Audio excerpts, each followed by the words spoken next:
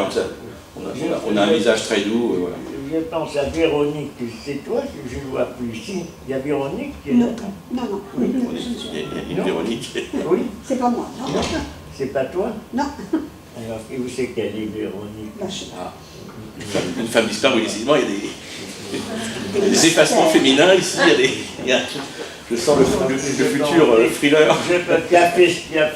Qui fait sa tête sur les plaines de l'Asie centrale. Ah oui. Alors, Elle voulait intervenir, je vois effectivement. des plaines Elle n'est de pas là. l'Asie Mais centrale. elle est pas venue cette année encore. Non, je l'ai croisée, oui. Elle a dépeint.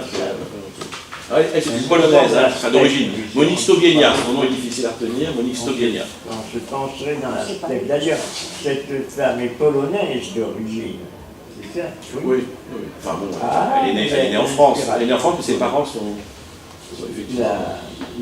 La peinture est toujours liée, malgré tout, à la terre. Elle est toujours liée à... Oui, les paysages de la Baltique l'attiraient, effectivement, dans la mesure où il y a une horizontalité, si j'ose dire, radicale. C'est des espaces absolument infinis. Alors elle a commencé par des pastels d'ailleurs, ce genre de choses, petit à petit. Vous savez, elle a utilisé quand même le numérique. Elle a pu intégrer, par des histoires de reprise au scanner, etc., en reprenant avec la peinture à chaque fois, ce qui lui permet d'avoir comme ça des couches dans l'espace même, hein, des traversées. Or, bon, je ne l'ai pas montré, elle ne le savait pas non plus, il y a un type de paysage que Villon a fait aussi, mais bon, deux, trois triangles, mais quand même, on pourrait faire une filiation entre ces paysages et ce Villon. Pour ce qui est de la référence, mais sinon, là, elle avait un champ ouvert, effectivement, de peinture qu'elle a pu développer, sur de très grands formats parfois, ou plus petits. Et donc, pour elle, l'abstraction n'était plus tellement un problème, puisque ce qui intéresse, c'est l'espace. Soit dit entre nous, l'abstraction appartient au genre de l'espace ou du paysage. Soit la catégorie de l'espace comme fonction plastique purement formelle, donc l'espace s'apprécie dans toute peinture, la tête de belle d'hiver, soit comme paysage, mais paysage étant en fin de compte simplement une composition ouverte, non centrée. Vous avez les formes centrées que sont les figures humaines. L'abstraction perd beaucoup en oubliant la forme centrée, il n'y a plus de forme centrée. Donc, c'est ceux qui avaient vu. C'est quand même les formes les plus complexes et les plus intéressantes, dont le nu fait partie. Vu Badiou, Thierry. Alors voilà, elle a rencontré Badiou aussi, et Badiou a été séduit par ce genre de peinture. Voilà, et Badiou donc s'est exprimé, c'est-à-dire que Badiou avait fait circuler un schéma de sa main pour présenter tous ces concepts. Hein. Et c'était effectivement un triangle couché comme ça, enfin de deux lignes obliques, en diagonale. Et évidemment, Monique a senti quelque chose en rapport avec son paysage, mais c'est une pure coïncidence, et elle a décidé de mettre dans son paysage ce schéma-là. Et ça a plu à Badiou, qui s'en est servi d'ailleurs dans une publication. Il lui a commandé un schéma. Alors du coup, il a fait son schéma en peinture pour Monique Stobienia. Ils ont co-signé une chose, c'est qu'il a fait un schéma spécialement pour la peinture. Donc il y a deux schémas qui mettent en scène, en peinture. Alors ça peut passer pour hyper conceptuel, c'est-à-dire comme ça que ça a été perçu, et c'est involontaire, puisqu'on a quand même, en fin de compte, le schéma de l'ensemble de la philosophie de Badiou à l'époque du deuxième volume de L'être et l'événement. Donc c'est pour le second manifeste de la philosophie. Pour ceux qui le connaissent, second manifeste de la philosophie, il y a des images et un petit texte de Badiou qui présente un peu cette peinture-là. Je n'ai pas compris ce que Badiou en a dit. Qu'est-ce qu'il a dit? Ah bah lui, il en a pas parlé, il a parlé autrement, je ne sais pas, il faut retrouver ses mots, mais il a présenté le travail, il disait que ça l'intéresse. Bah dans le texte lui-même, pour lui c'est un peu l'idée qui vient à la surface, l'idée à la surface de la mer. Il a une vision très platonicienne et très malarméenne, donc c'est un peu l'idée qui frôle à la surface. Voilà, c'est ce qu'il dit par exemple. Il faut parler poétiquement.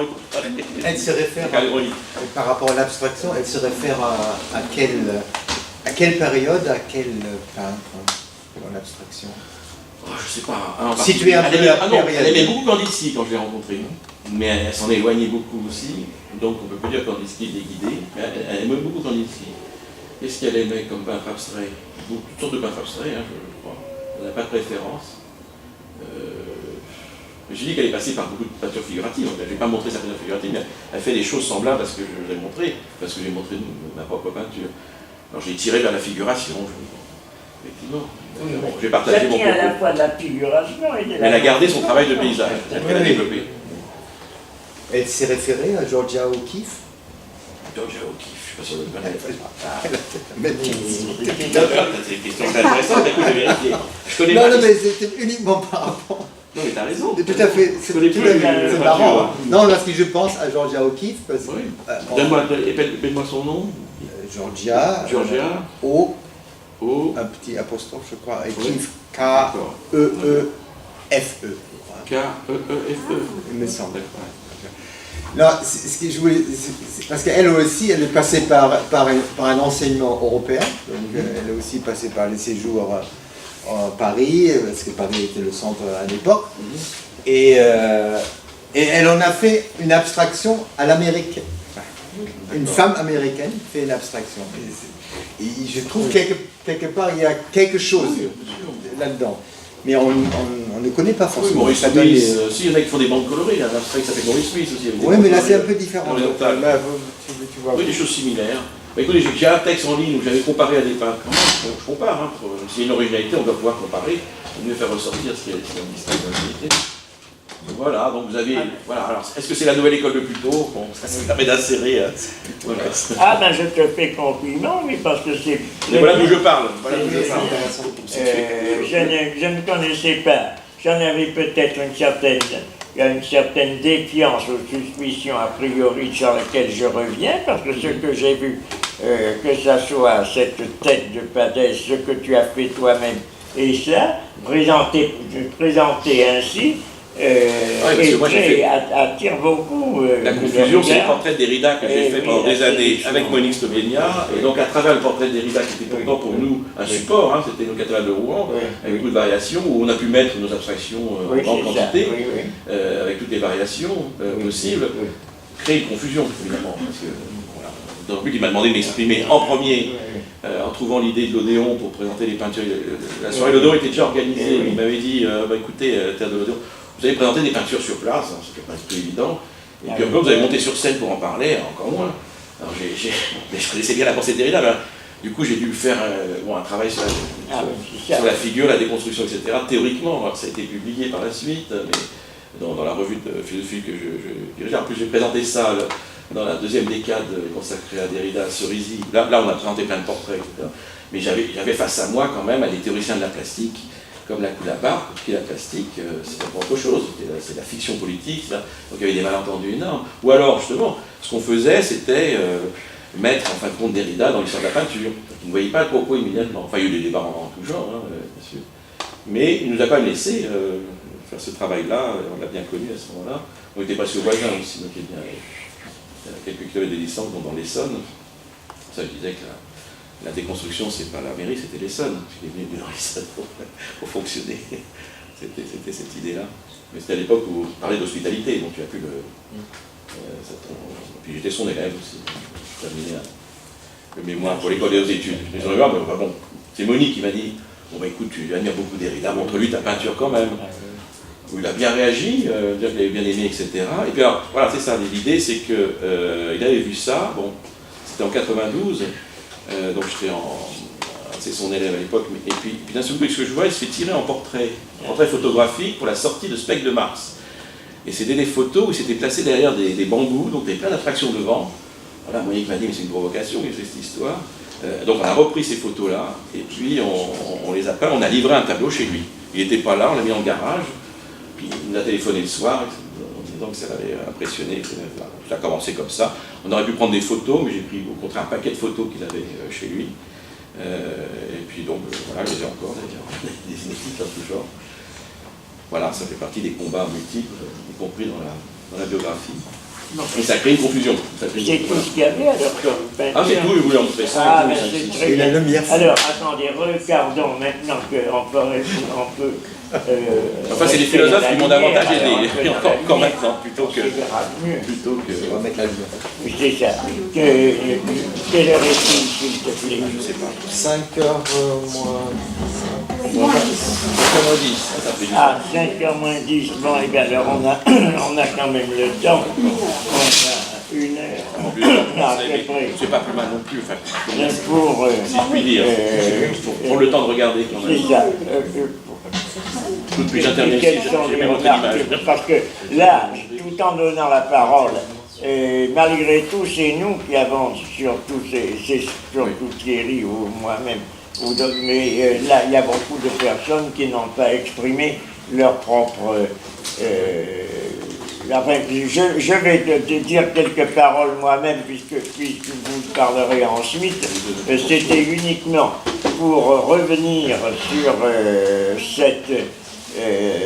cette idée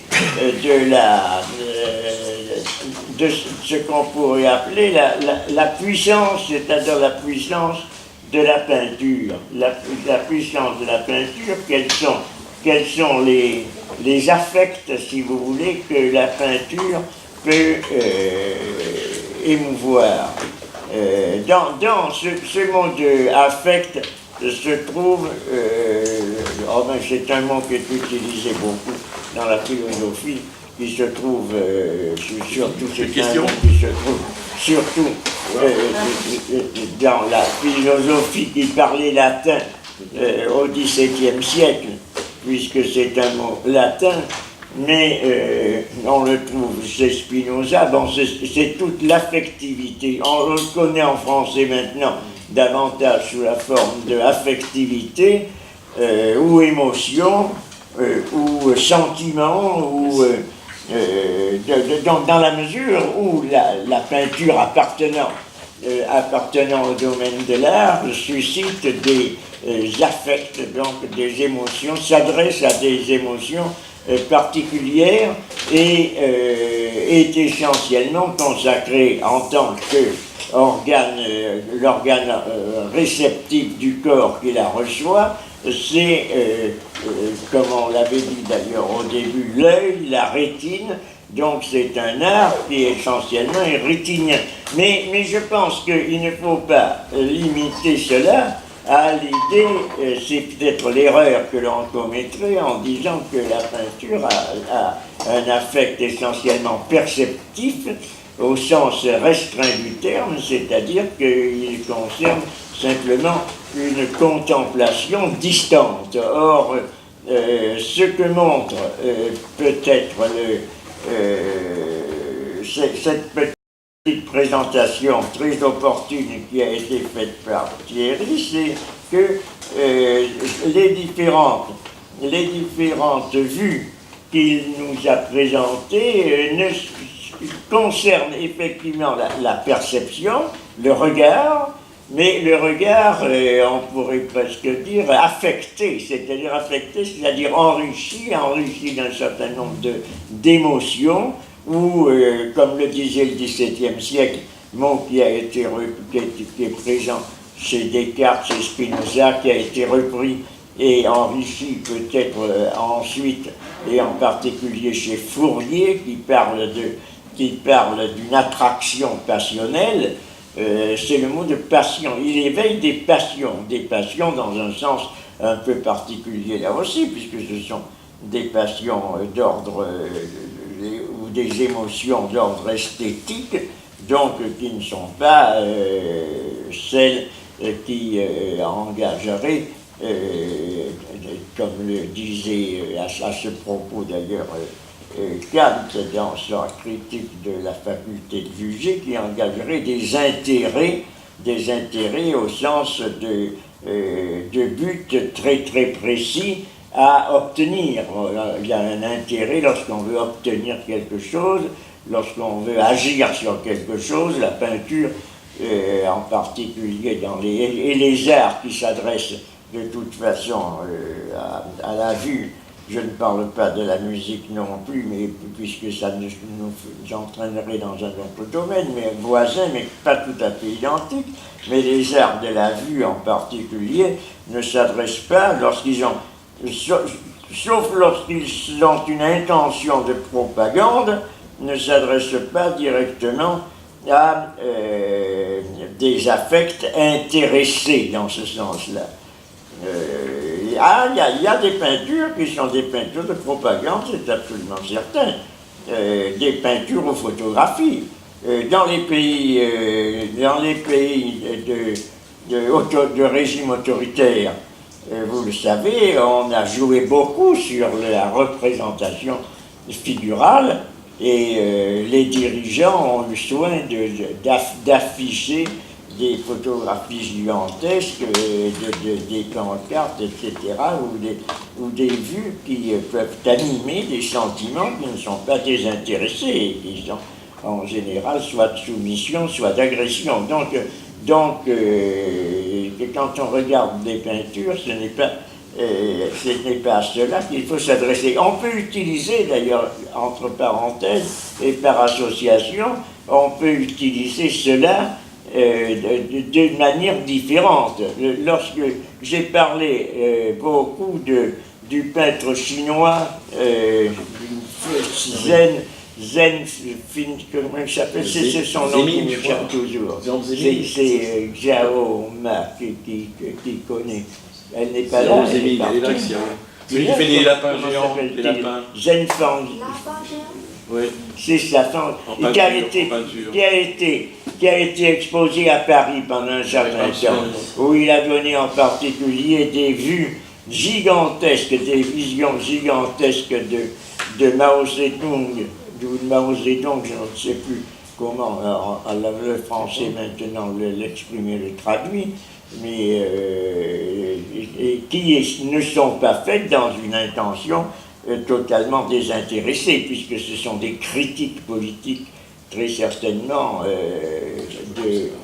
d'un régime qui continue à honorer et à illustrer la valeur et l'attachement inconditionnel à la pensée de Mao. Donc il y a toujours dans la peinture quelque chose qui aurait une tendance en ce sens, mais à l'heure actuelle on peut dire que les connotations politiques ou les connotations religieuses directes sont en général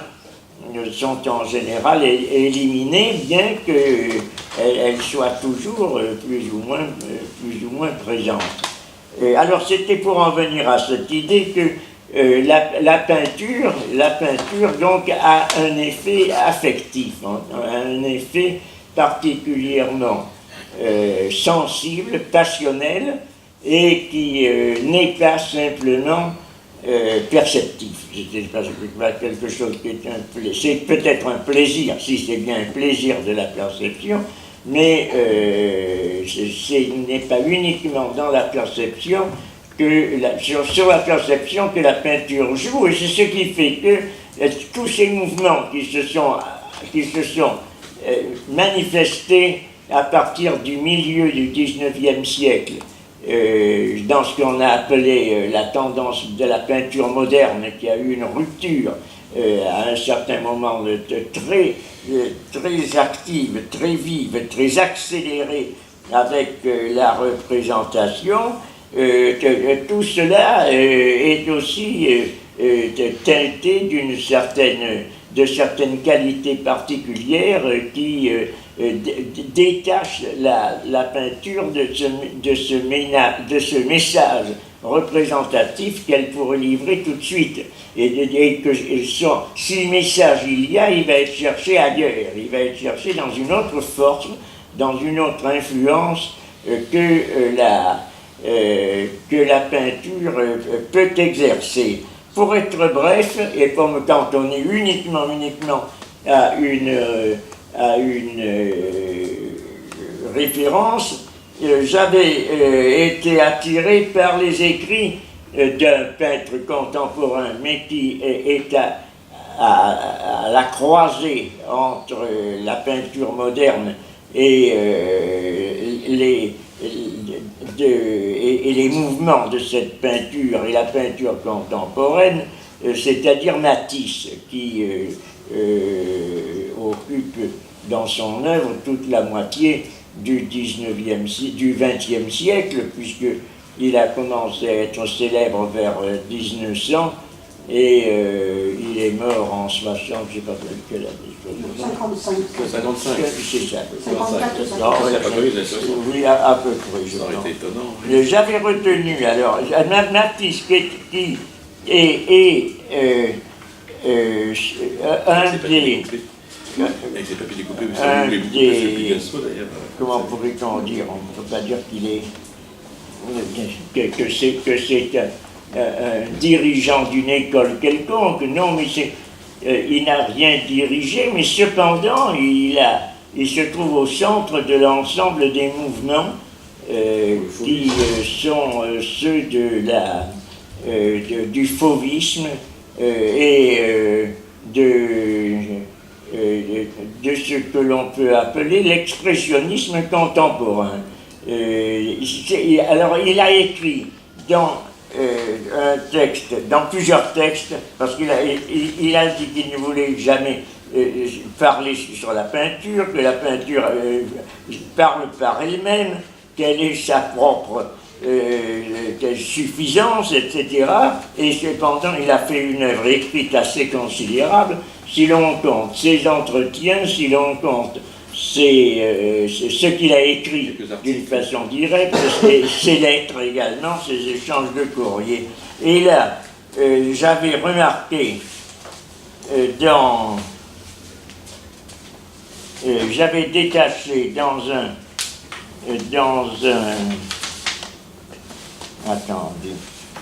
passage de Matisse, cette phrase qui est intéressante, seulement où c'est qu'elle va se trouver.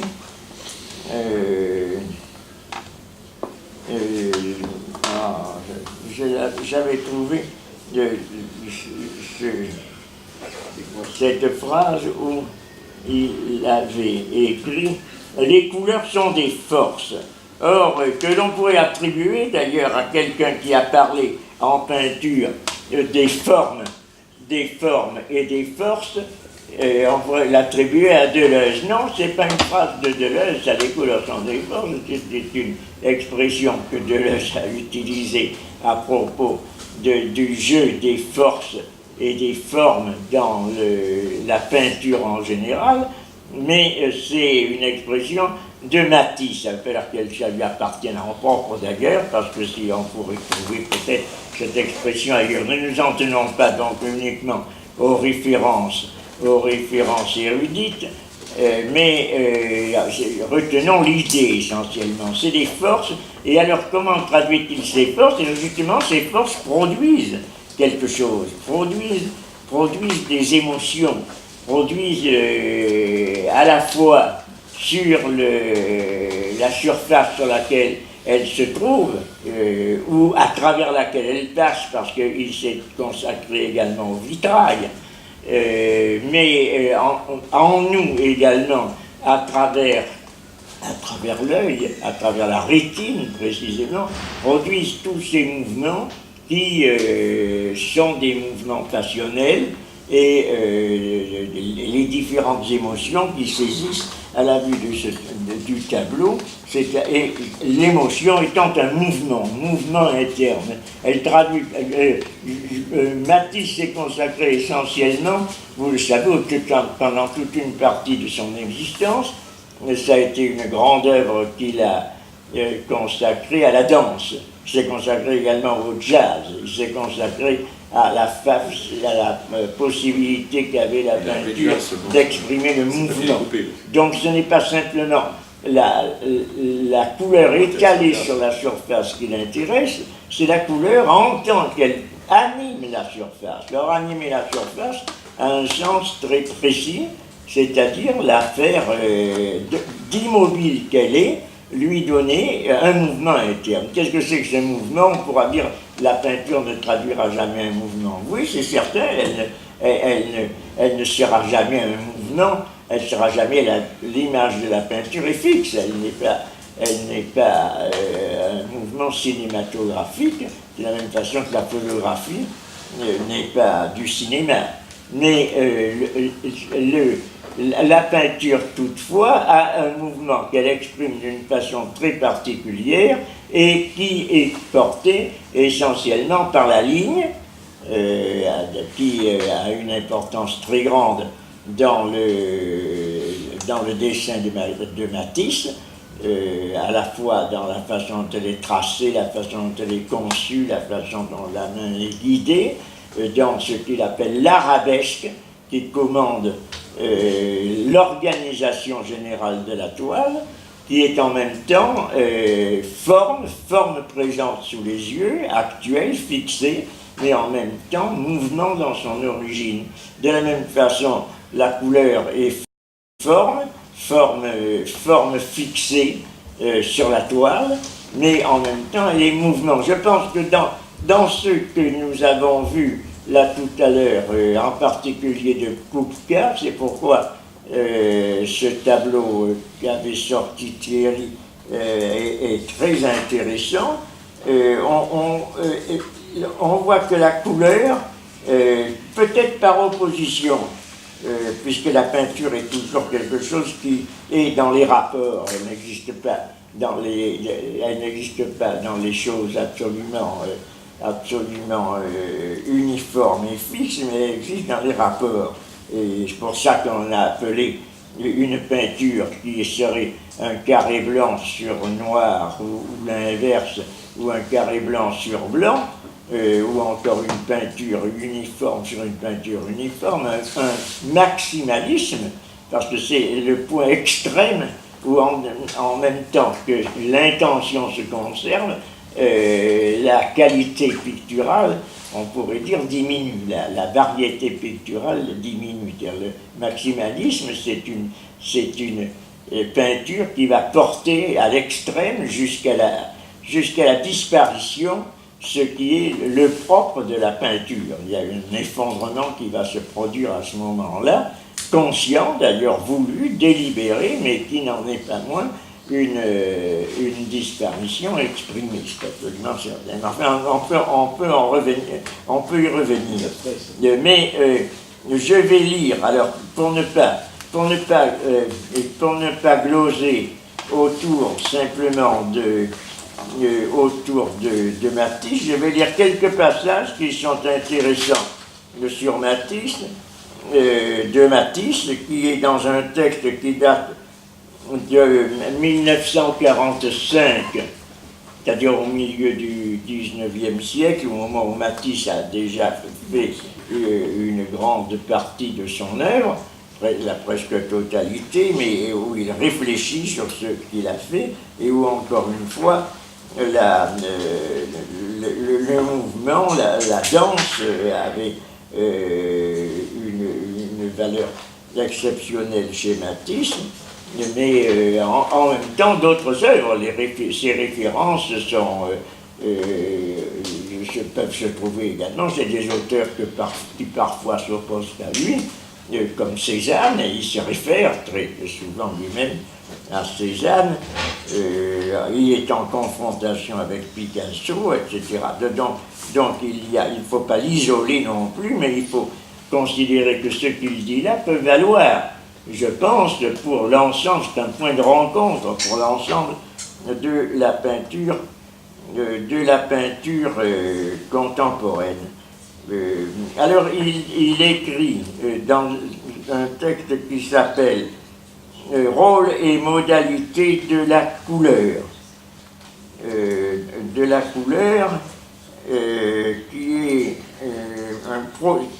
Qui est fait de propos recueillis par Gaston Dille dans Problème de la peinture. Dire que la couleur est redevenue expressive, c'est-à-dire d'à l'époque contemporaine, il oppose cela, je pense, parce qu'il le fait dans d'autres textes, à certaines périodes où, d'ailleurs lui-même, je pense, ne pourrait pas toujours les indiquer de façon extrêmement précise, d'ailleurs ces périodes où la peinture était essentiellement ce qui était la manière de donner une coloration à des formes déjà dessinées.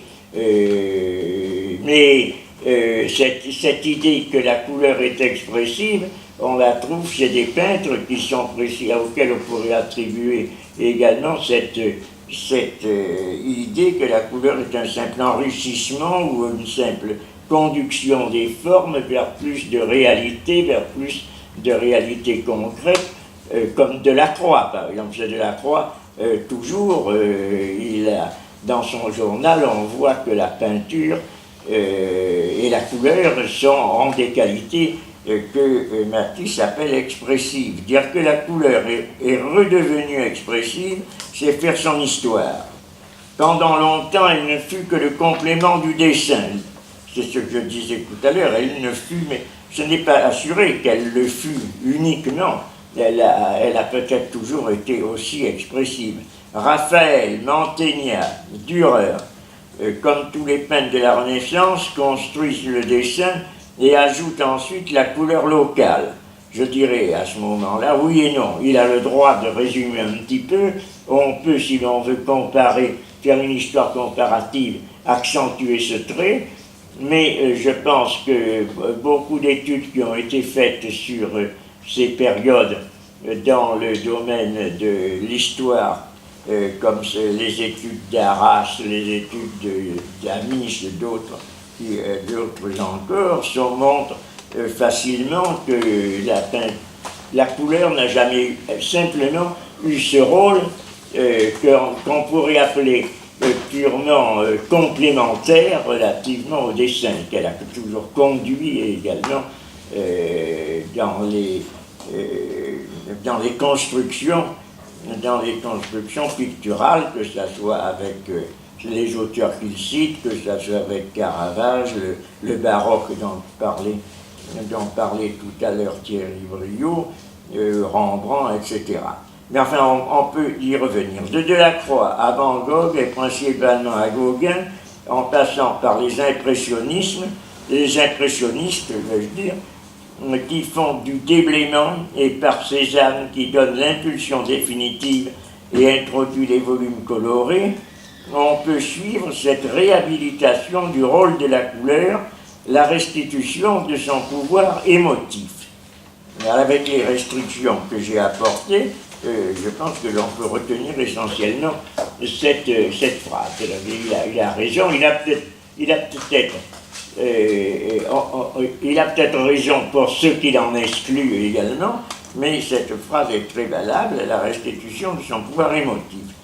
Les couleurs ont une beauté propre qu'il s'agit de préserver, comme en musique on cherche à préserver les timbres. La comparaison est intéressante parce qu'on cherche le rapport musique et peinture. Ce n'est pas simplement le timbre, c'est-à-dire le son son des différents instruments de l'orchestre, bien qu'on attribue également souvent cette qualité colorée, cette qualité chromatique à un orchestre qui est très riche, mais il peut s'attribuer également cette confrontation également peut se trouver dans des instruments qui sont comme le piano, des instruments dont les timbres varient, mais tout en étant un instrument unique. Alors les couleurs ont une beauté propre qu'il s'agit de préserver, comme en musique on cherche à conserver les timbres, de questions d'organisation, de construction, susceptible de ne pas altérer cette belle fraîcheur de la couleur. Alors il parle ici en donnant des exemples, il parle non seulement les peintres de l'art populaire, mais quelque chose qui a eu une très grande importance. J'avais noté ce que ça pouvait être en regardant dans le dictionnaire, les crépons japonais. Les crépons japonais, mais tout simplement ce qu'on appelle les crépons japonais à cette époque, je ne sais pas si on les a appelés ensuite ainsi, ce sont tout simplement les estampes, ces peintures japonaises qui existaient à la fin du XIXe siècle, qui ont influence, qui ont été en vente chez beaucoup de marchands de peinture, en particulier le frère de Van Gogh, Théo, et que Van Gogh a utilisé dans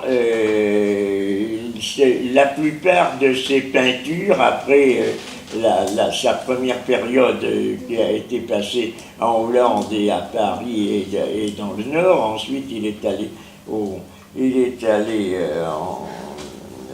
en Provence et il a utilisé à cette époque beaucoup les crépons japonais. Je ne sais pas pourquoi on appelle ça crépon. Peut-être que toi, Kazumazu, qui est japonais, tu diras quel mot, si ça correspond à un mot particulier. Ce sont des estampes qui représentent des dessins. On en a montré beaucoup, et également cette année, dans une exposition qui était consacrée à une confrontation entre Van Gogh et cette intrusion de toute cette peinture japonaise, qui n'était donc pas de la peinture, comment pourrait-on appeler ça, la peinture japonaise de paravent ou d'étoffe ou de muraille. C'était une peinture qui était sur des sortes de je ne sais pas comment appeler ça, des sortes de papier qui on en montrait beaucoup, qui ont une forme d'affiche, qui appelle ça des crépons. Tu l'avais entendu ce mot-là, crépon? Non? Donc, mais c'était appelé ainsi. Crépon japonais, j'avais cherché ce que c'était. Qu'est-ce que c'est crépon japonais? Je ne sais pas. Oui. Qu'est-ce que c'était? C'est ça. Sur Oskai, le Petit Palais. Oui, c'est ça. Il y avait des choses qui étaient pliées, c'est ça. C'est ça alors? C'est ça. C'est que des dessins alors, non? Oui. Alors, il parle de lui-même, les crépons japonais que l'on vendait alors. C'est donc, il parle de l'époque devant nous, c'est-à-dire de l'époque de la jeunesse de Matisse. Le fauvisme fut aussi pour moi, alors le fauvisme, où il était avec deux reins cette fois, fut ainsi pour moi l'épreuve des moyens, placés côte à côte, assemblés d'une façon expressive et constructive, un bleu, un rouge, un vert. C'était donc ce n'était pas exactement des peintures savantes ou des peintures comment pourrait-on appeler cela, des peintures descriptives qui sont surtout sur des estampes ou sur des imitations de peintures chinoises, par exemple aussi, où il y a de grands rouleaux qui imitent des paysages et des nuages, des montagnes, mais c'était des peintures de nature plus populaire, sous la forme un petit peu d'affiches et qui utilisent des couleurs très vives. Est-ce que tu en as vu des choses comme ça? Oui, c'est ça. Alors c'était le fauvisme qui a été utilisé pour cela. C'était le résultat d'une nécessité qui se faisait jour en moi et non d'une attitude volontaire, une déduction et non un raisonnement de la peinture que je devais faire. Alors, ensuite il y a un paragraphe très intéressant. Ce qui compte le plus dans la couleur, ce sont les rapports. Grâce à eux, c'est-à-dire les rapports, c'est-à-dire le contact qu'il y a entre différentes peintures, qui sont soit des peintures complémentaires, soit des peintures au contraire, dans des dissonances qui pourraient arriver à se heurter, et à eux seuls, un dessin peut intensément être coloré sans qu'il soit besoin d'y mettre de la couleur. Alors là c'est un petit peu un paradoxe, parce qu'on avait l'impression qu'il attachait une importance à la couleur en tant que telle, en tant que pigment, qu'il l'opposait au dessin. Oui, mais là il faudrait rapprocher cela d'un texte dans les écrits sur la couleur de Wittgenstein, qui est très intéressant, qui dit au fond, il dit un petit peu la même chose. Il ne se réfère pas à Matisse, mais il dit un petit peu la même chose en disant, au fond, une photographie en noir et blanc peut être intensément colorée, et on peut parfaitement voir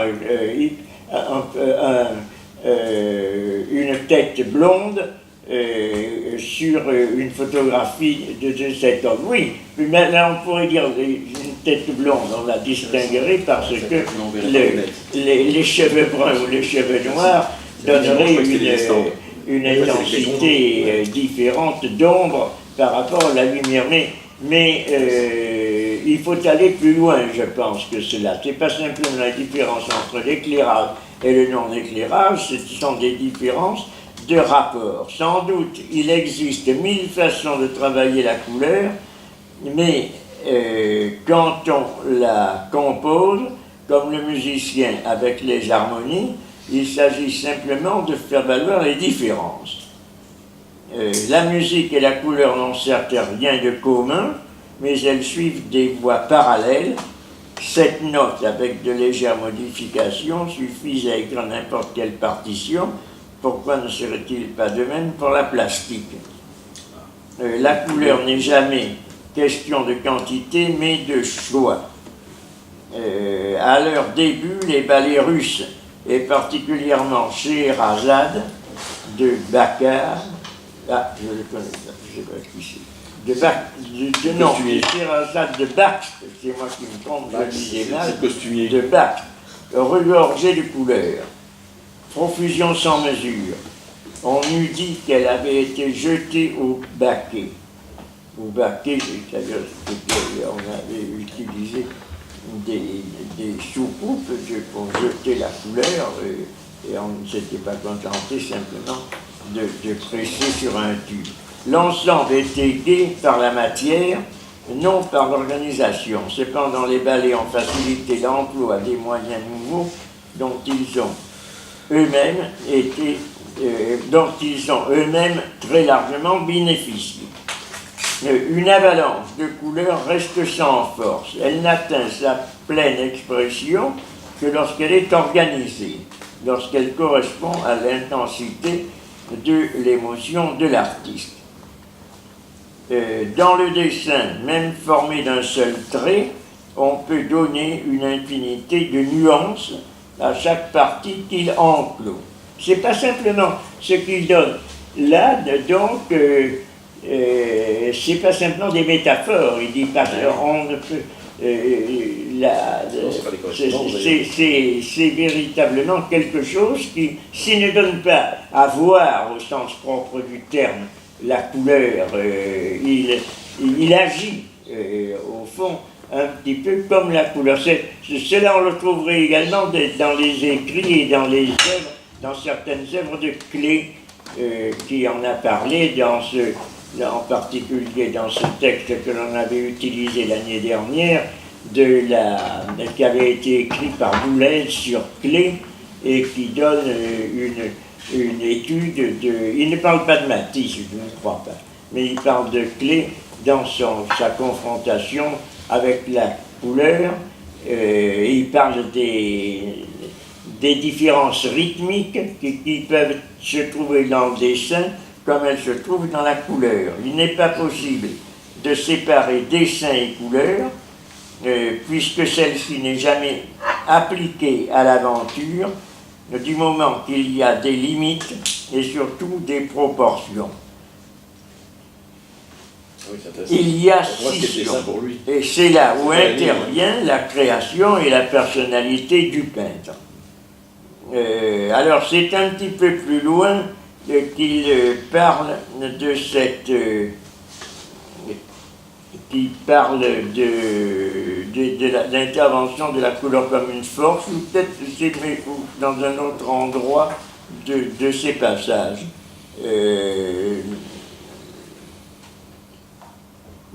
Appelé et nourri par... Je passe un peu plus loin.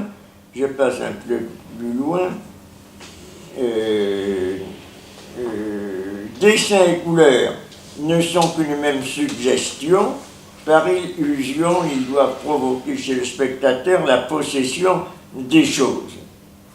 Mais c'est dans la mesure où l'artiste est capable de se suggestionner et de faire passer sa suggestion dans son œuvre et dans l'esprit du spectateur. Un vieux proverbe chinois, les revient encore, il y a beaucoup, les peintres reviennent beaucoup sur les Chinois ou les Japonais, surtout à cette époque. On avant beaucoup les preuves. C'est ça, oui.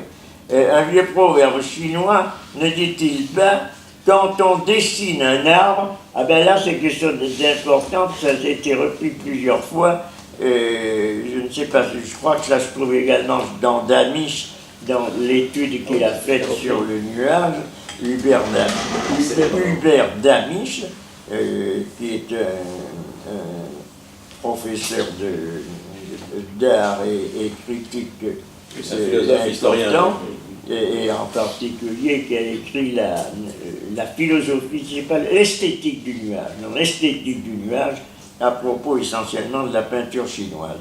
Quand on dessine un arbre, on doit, au fur et à mesure, sentir qu'on s'élève, c'est-à-dire, on pourrait dire une sorte de participation au mouvement même interne de la chose.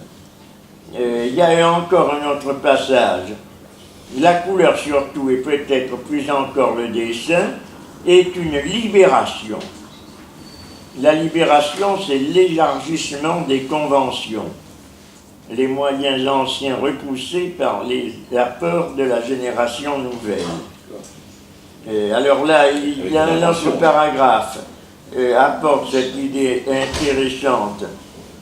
Le noir est une couleur, mais ça avait été introduit déjà, cette idée, par, sinon les impressionnistes, puisque pour les impressionnistes, il n'y a pas de noir, mais ça avait été introduit chez Manet, l'idée que le noir est une couleur. L'emploi du noir comme couleur, au même titre que les autres couleurs, jaune, bleu, rouge, n'est pas une chose nouvelle. Les orientaux se sont servis du noir, du noir comme couleur, notamment les Japonais dans les estampes. Plus près de nous, d'un certain tableau de Manet, il me revient que le veston de velours noir du jeune homme, c'est dans le déjeuner sur l'herbe de Manet, il me revient que le veston de velours noir du jeune homme au chapeau de paille est d'un noir franc et de lumière. Donc le noir n'est pas opposé à la lumière, c'est simplement comme une absence. Il est quelque chose de valable en lui-même comme couleur. Alors, un autre passage. La couleur existe en elle-même, possède une beauté propre. Ce sont ces fameux crépons japonais. Ce sont les crépons japonais que nous achetions. Donc c'était autrefois, au moment c'est-à-dire avant 1900, puisque je ne sais pas, j'ai né un peu avant 1900. Ce sont des crépons japonais que nous achetions pour quelques sous rue de Seine. Rue de Seine, c'est à Paris, c'est dans le 6e. Mais qui nous l'ont révélé. J'ai compris alors que l'on pouvait travailler avec des couleurs expressives. Donc il utilise cette expression, des couleurs expressives qui ne sont pas obligatoirement des couleurs descriptives. La notation est intéressante parce que là, ça fait mieux saisir peut-être que ce qu'il disait à propos de Raphaël, enfin des différences entre l'utilisation de la couleur contemporaine, moderne et contemporaine, et l'utilisation de la couleur classique. Malgré tout, il est vrai que l'utilisation de la couleur classique est toujours quand même descriptive. Il s'agit toujours de donner des figures. Tandis qu'au moment où lui ou Derain, à l'époque fauve, font des troncs d'arbres bleus, un sable rouge, des montagnes rose, etc. Il y a incontestablement quelque chose qui est là, à la fois dans la couleur locale donnée à l'objet et d'autre part dans les rapports qui suggèrent quelque chose qui peut appeler le caractère expressif de la couleur. Donc, la couleur descriptive, les couleurs expressives ne sont pas obligatoirement des couleurs descriptives. Cela n'est pas propre d'ailleurs à Matisse. Il a pris, puisque Van Gogh est antérieur à lui, il l'a pris chez Van Gogh. S'il a été le lanceur d'un mouvement expressionniste qui a retenti en Allemagne un peu après, parce que ces peintres étaient tous en relation plus ou moins les uns avec les autres, mais donc c'est très difficile de donner sans partialité un historique de la naissance du fauvisme, naissance de l'abstraction, naissance de l'expressionnisme, mais on peut dire simplement que Matisse est contemporain de ces mouvements qui ont eu lieu autour de ces idées, à la fois à l'Est avec le mouvement appelé la Brücke, le pont en Allemagne, qui a donné une quantité de peintres expressionnistes qui sont appelés tels et revendiqués de l'expressionnisme, un expressionnisme qu'on trouve également en Russie, que l'on trouve en Allemagne avec le Kandinsky, le Blaue Reiter, que l'on trouve avec Soutine, que l'on trouve avec Chagall. Bon, ce sont des gens qui se sont inspirés de la même chose, plus ou moins tard, plus ou moins. Le fauvisme a eu un rôle déclencheur quand même sur l'expressionnisme. Il a fait le voyage en Allemagne, l'expressionniste. Pictura n'existait pas vraiment parler. Et il a exposé, il a publié justement un article, son premier écrit, qui était traduit en allemand. Ça a été déclencheur, vraiment. Et le premier Matisse, justement la danse, des choses comme ça, où la couleur est très forte. Il a donné la danse. Ça a libéré l'expressionnisme. Il n'est pas certain qu'il y ait une différence très nette.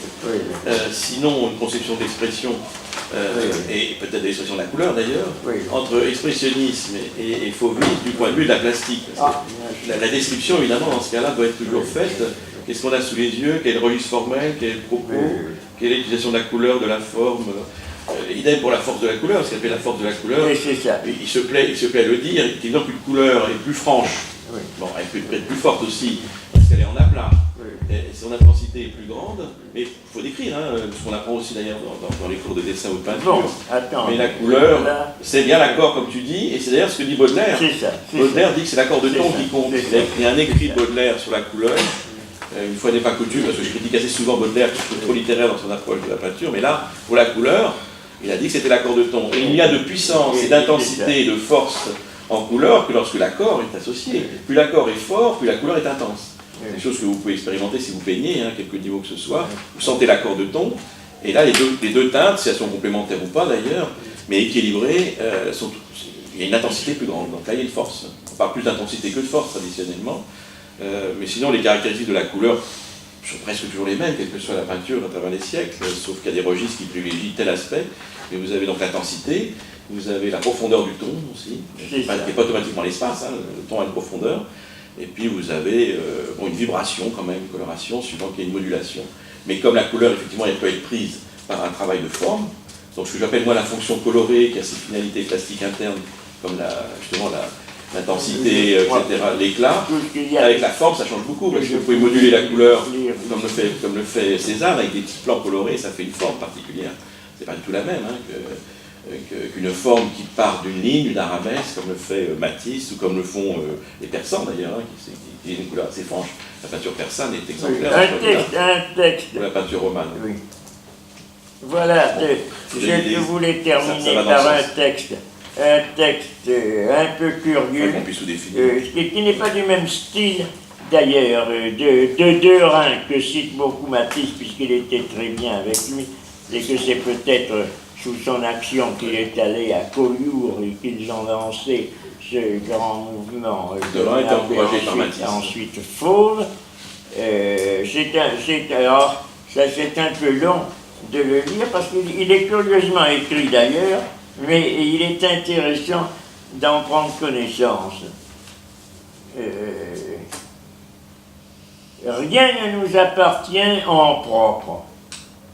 C'est un texte qui s'appelle Peintre, qui est tiré d'un ensemble, je pense que c'est aussi recueilli c'est par celui qui s'appelle Gaston Diehl, que je ne connais pas, ou Diehl, je ne sais pas comment ça se prononce, ça s'écrit D comme Daniel, I-E-H-L, Gaston Diehl ou Diehl, qui a été écrit en 1944, c'est-à-dire à la fin de la guerre, donc on continuait une activité. Il y avait l'occupation, mais enfin il y avait que toujours de la continuation d'activités, surtout artistiques, qui n'étaient pas, d'autre part, collaboratrices ni d'opposition. Là, c'est très difficile de donner. Il y a les hommes ont choisi une politique ou une autre, mais il est très difficile de dire qu'elle a été, qu'il y a eu une politique interne à l'action, bien que tous ces gens-là aient été des gens qui étaient opposés bien entendu, à la collaboration et au gouvernement pétiniste. Mais bien que Derain a eu un problème. Derain, je n'étais pas sûr. Oui, c'est un peu malhonnête, mais c'est vrai qu'il en est parmi, il a été blessé. Le Corbusier non plus. Oui, le Corbusier, c'est sûr qu'il a voulu collaborer. Normalement, il y a des moyens pour collaborer. Rien ne nous appartient en propre. Ni nos émotions, ni nos sensations, ni aucune des données qui nous sont fournies par la nature. Pourquoi, dès lors, se prévaloir d'une soi-disant originalité? C'est une notion qui était complètement étrangère à l'art jusqu'au XVIIe siècle, jusqu'au XVIIIe. Elle n'est en effet qu'une conséquence des conceptions politiques et humaines qui ont envahi le monde à partir de ce moment-là, comme une sorte de punition des idées révolutionnaires. Ces dernières ont toutes tendu vers une abolition du destin. Les révolutionnaires, il s'agit de la révolution de 89, puisqu'il s'agit du XVIIIe siècle. Ces dernières ont toutes tendu vers une abolition du destin. Mais, comme toujours, il s'est produit un appel des contraires.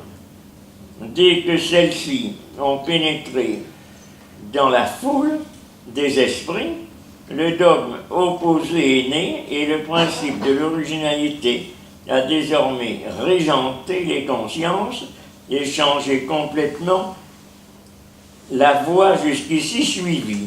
Là, c'est une conception un peu bizarre, mais il est vrai que, d'ailleurs, c'est pas tellement au début du XIXe siècle que s'est imposée l'idée d'une originalité absolue, puisqu'il y a eu des écoles. Il y a eu l'école de David en particulier, il y avait celle de Ingres qui était plus ou moins la descendance et qui lui appartenait.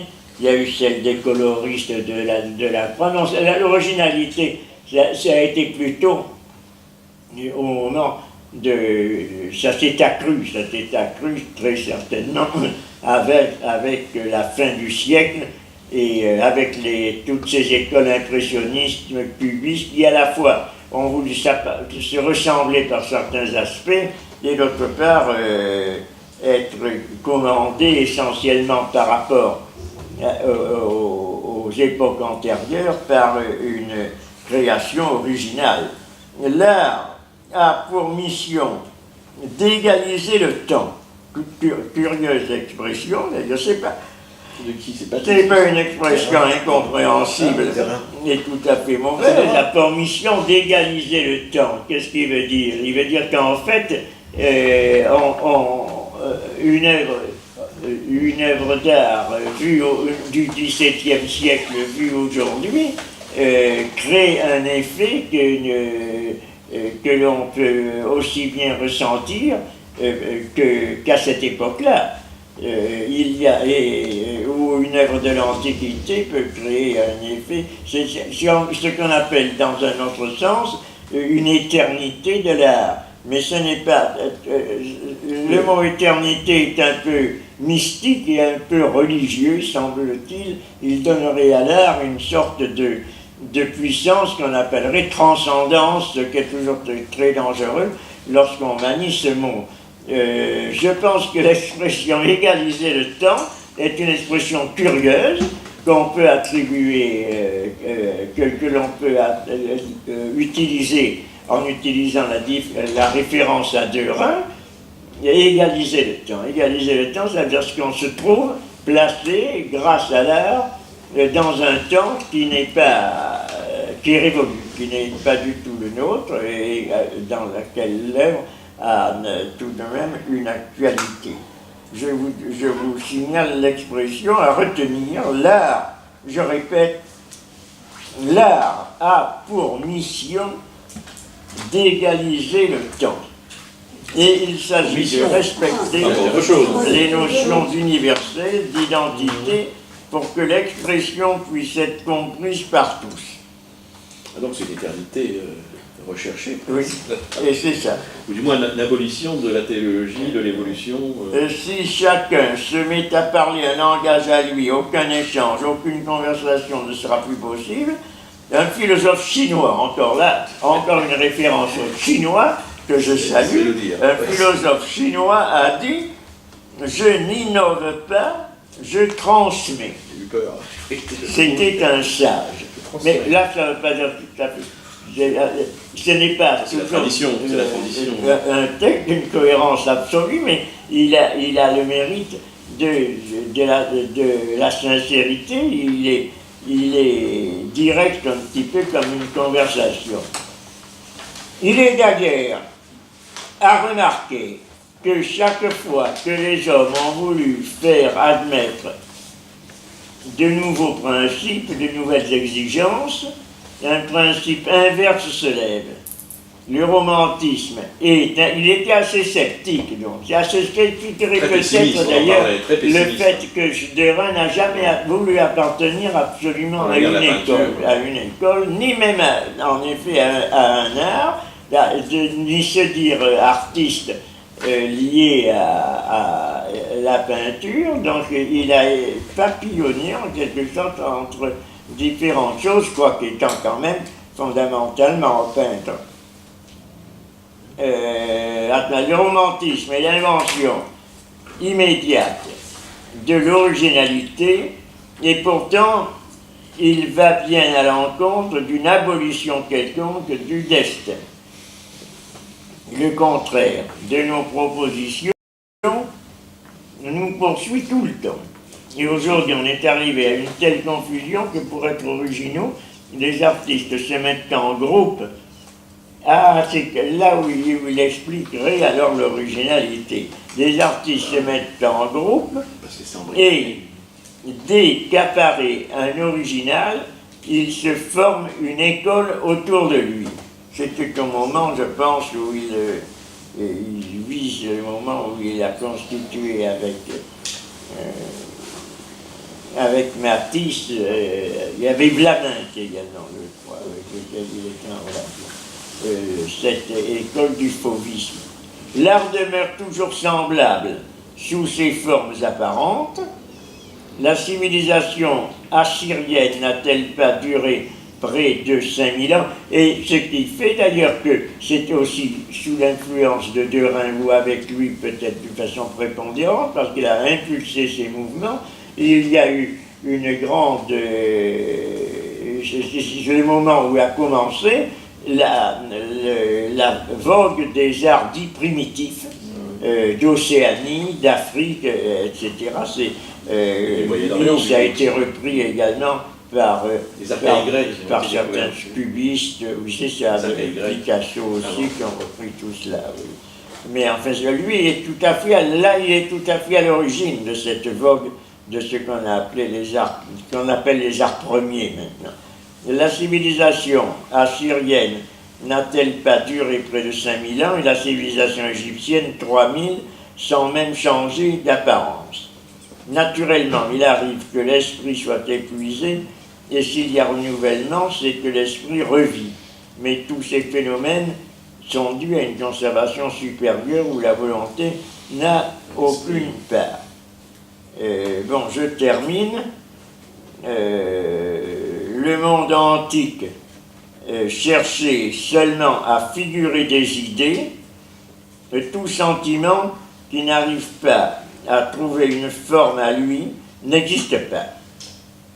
Ce n'est qu'une illusion ou une superstition. Ces formes ne parviennent-elles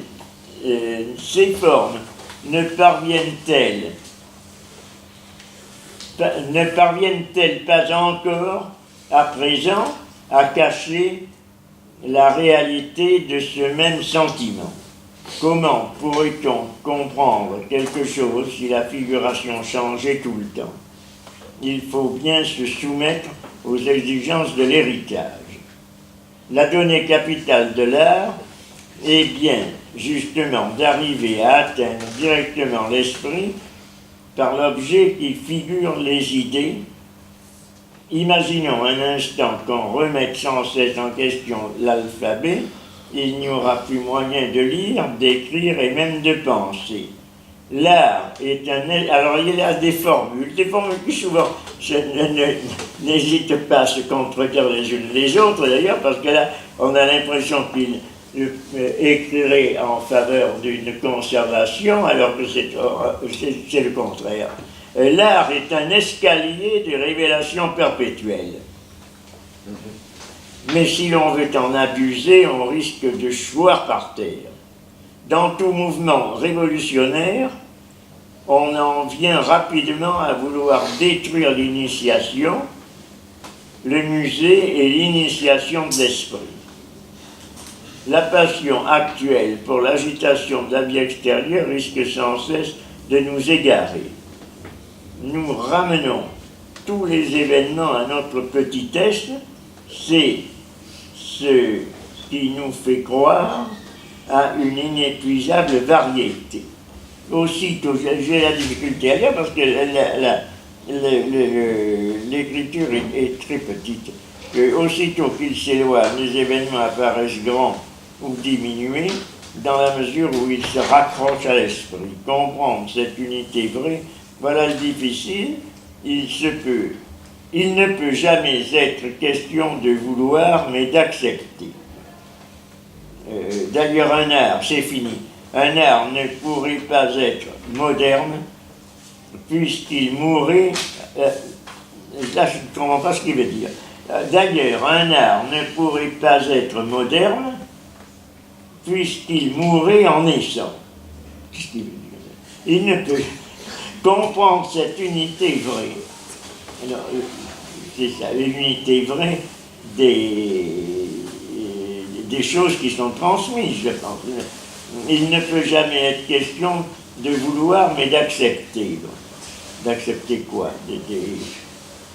Là, il n'est pas clair. D'ailleurs, un art ne pourrait pas être moderne, puisqu'il mourrait en naissant.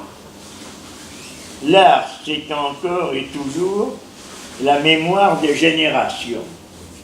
Ah oui, c'est ça, parce que c'est cette idée qui est venue, c'est ça. Oui. Il justifie un peu son tournant néoclassique. Après-guerre, on lui a reproché. Est-ce que l'exposition montre d'une manière étonnante, c'est que c'est avant 14-18 qu'il a renoncé au fauvisme et au cubisme. Ce que je ne savais pas, et pas non plus d'ailleurs. Dès 1913, il a arrêté de participer à l'avant-garde. En s'inspirant apparemment d'Enguerrand Carton, la Pietà d'Avignon, mais en fait, et avec une phrase aussi qui fait partie de l'exposition, qui est assez terrible. Nous qui avons vécu, dit-il, l'impressionnisme et l'abstrait jusqu'au bout, que peindre. C'est ça, et c'est ça. Il était assez désespéré, mais désespéré en suivant quand même la lecture moderniste d'un auto-épuisement de la peinture rétinienne, contre lesquels je m'élève, moi, parce qu'en fin de compte, des gens comme Matisse et Picasso, tout en influençant des quantités d'abstraits, ils ont très bien pu être abstraits eux-mêmes, ils ont renouvelé beaucoup de choses tout au long de leur vie. Et Matisse, tout à la fin de sa vie, il a fait des choses étonnantes qui ont impressionné les Américains, puisque non seulement il a peint des formats à l'américaine, c'est-à-dire gigantesques, et des grands aplats colorés, grâce à ses papiers découpés, qui sont très forts. Donc on peut toujours peindre, bien évidemment. Alors que lui, d'une certaine manière, renonçait à peindre dans cette phrase-là, c'est assez terrible. Et en se soumettant à une tradition qu'il essayait de recomposer d'ailleurs, c'est pour ça qu'il est peut-être présenté comme un héros, parce que dans cette exposition-là, c'est une exposition qui est faite par Cécile Debray, qui a fait également l'exposition sur Duchamp, la peinture même. Et Cécile Debray fait partie de ces nouveaux conservateurs qui veulent absolument, peut-être pas identifier l'art moderne et l'art contemporain, mais à la différence de nous, en abolir quand même beaucoup la différence et montrer que beaucoup de choses dans l'art moderne se retrouvent dans l'art contemporain, avec des catégories nouvelles comme le popisme par exemple. Ça se trouve chez Vuitton, ils le font beaucoup. Dans les différentes expositions, c'est toujours un peu ça.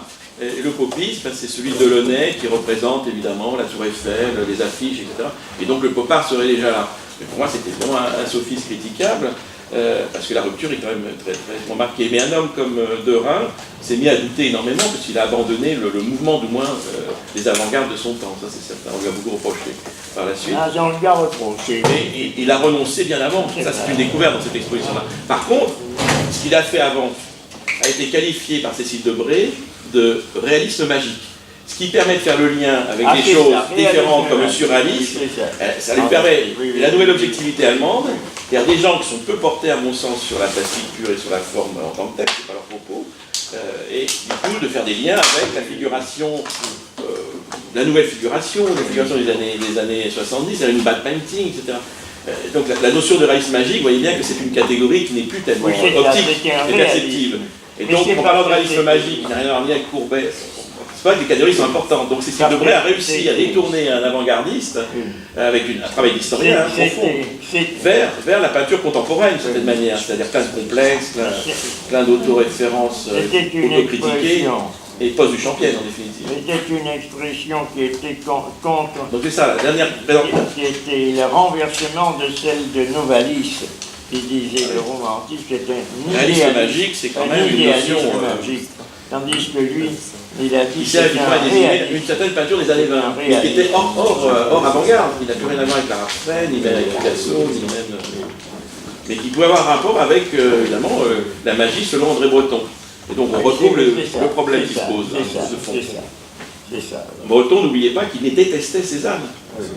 Je refais. Il avait raison selon ses critères. Il avait parfaitement raison selon ses critères. En reprenant, je termine là, en reprenant un texte que je vous avais lu, mais également la première fois, peut-être d'ailleurs que tu l'avais repris toi, mais qui est intéressant parce qu'il s'éclaire, il prend plus de relief.